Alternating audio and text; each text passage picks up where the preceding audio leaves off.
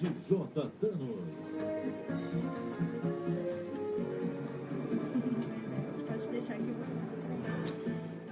Meus amigos, no país da Lava Jato, a preocupação dos políticos excede qualquer limite razoável. Denúncias sobre supostos atos de corrupção são abundantes, principalmente nas delações premiadas, que amplificaram aí os nomes dos parlamentares envolvidos. O ex-ministro da Justiça foi ouvido pelo magistrado Moro.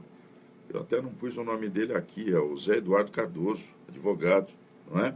E declarou que a prática do Caixa 2 não implica necessariamente em atos de corrupção e que há, historicamente, verbas que não são computadas. Maneira singela de reconhecer que o crime é comum, normal, rotineiro e histórico, embora exista a teoria também de que há Caixa 2 sem intenção ilícita.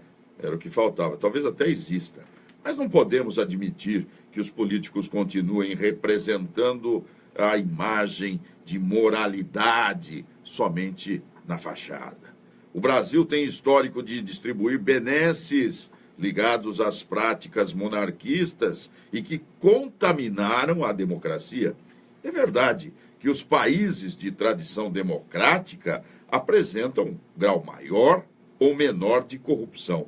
Porém, há punições severas. No Japão, país tradicionalista, também há corrupção, que, quando descoberta, recobre de desgraça o acusado, o que resultará provavelmente em ato de suicídio para ele.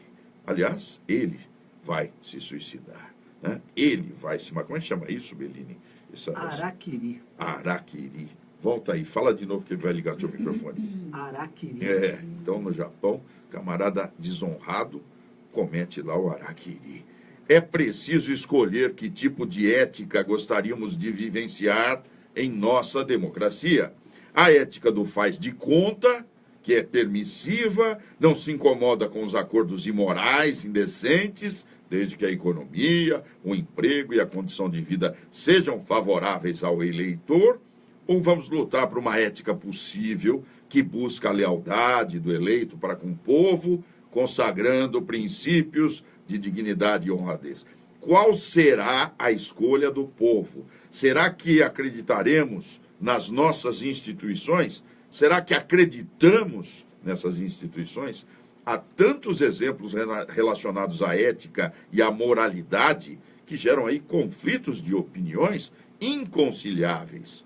O exemplo do goleiro Bruno, condenado em primeira instância, que cumpria a pena e ficou preso por 6 anos e alguns meses, obteve agora sua liberdade para aguardar o julgamento do recurso em segunda instância. Ora, por mais cruel que tenha sido o crime praticado, o acusado, por ser réu primário, de bons antecedentes, sem condenação anterior, com endereço fixo e trabalho. Não é assim, doutor Bellini? Ele pode responder em liberdade. E a gente tem que pensar que uma pena final aí, uma pena inicial para um crime de homicídio qualificado, ela ia iniciar aí nos 12 anos. Sim. A gente tem que pensar em progressão de regime com 1/3 da pena. Certo. Com 4 anos ele teria progressão para um regime semiaberto. Quer dizer, 6 anos no regime fechado, ele já estava indo além do que ele teria que pagar de pena. Já tem crédito com o Estado. Em princípio, sim. Bom, muito bem. Vejamos, a lei processual penal não foi feita especificamente para o goleiro Bruno. Logo, ela vai beneficiá-lo, mas também beneficiará todo o réu primário dentro das condições citadas. Solto pelo Supremo Tribunal Federal, via liminar, o goleiro que pode vir a ser preso ainda, caso tenha sentença decretada em segunda instância, recebeu o repúdio da sociedade. Ora, fora contratado por um time lá da segunda divisão, né, o campeão da terceirona, não é isso? O Boa. E os investidores desse time, empresas que o financiavam, decidiram retirar o apoio para não sofrer retaliações da opinião pública e eventual contaminação do ódio popular em seus produtos e serviços. Talvez tenha sido aí oportunismo do time, né? Arrojo de marketing, sei lá, que não levou em conta um projeto de contratações de ex-detentos. Oportunismo não é a mesma coisa que responsabilidade social. A situação do goleiro Bruno é a mesma de todo apenado, de todo aquele que cumpriu pena e, em tese, pagou sua dívida com a sociedade. Eu sei que ainda falta lá a decisão de segunda instância, mas é o que o doutor Bellini disse aqui, né? Ele já tem crédito hoje, imaginando aquela pena que fora dada. Grande parte das opiniões sobre liberdade temporária do goleiro Bruno acontece no sentido de repudiar o seu retorno à atividade profissional. Se ele está livre, mesmo que temporariamente aguardando um novo julgamento, ele possui esse direito, como todo e qualquer cidadão brasileiro que é acusado por um crime e seja réu primário. Ao rejeitar ou não aceitar a decisão judicial, a população promove uma justiça com as próprias mãos e desrespeita a instituição judicial. Afinal, qual é a ética que desejamos para o nosso Estado democrático de direito? Qual é a ética que vamos praticar?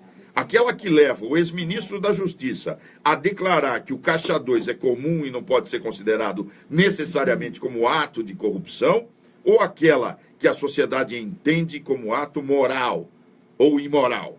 Já presenciei pessoas do povo afirmando que o político, embora tenha enriquecido de forma suspeita, tem feito muita coisa boa para a comunidade. E na teoria do rouba mais faz, ele acaba recebendo votos que o reelegem. Como vamos desenhar a sociedade brasileira do século XXI? Será um Estado democrático de direito que dependerá do sujeito? Caso o goleiro Bruno, por exemplo, não consiga trabalhar mais por ter sido detento, e determinará reações da população contra as leis vigentes? Essas indagações nos preocupam, principalmente quando, para fatos iguais, são dados pesos diferentes. A ética e a moral devem ser estudadas sem paixões, sem vingança e, principalmente, sem ignorância. E tenho dito palavra de honra.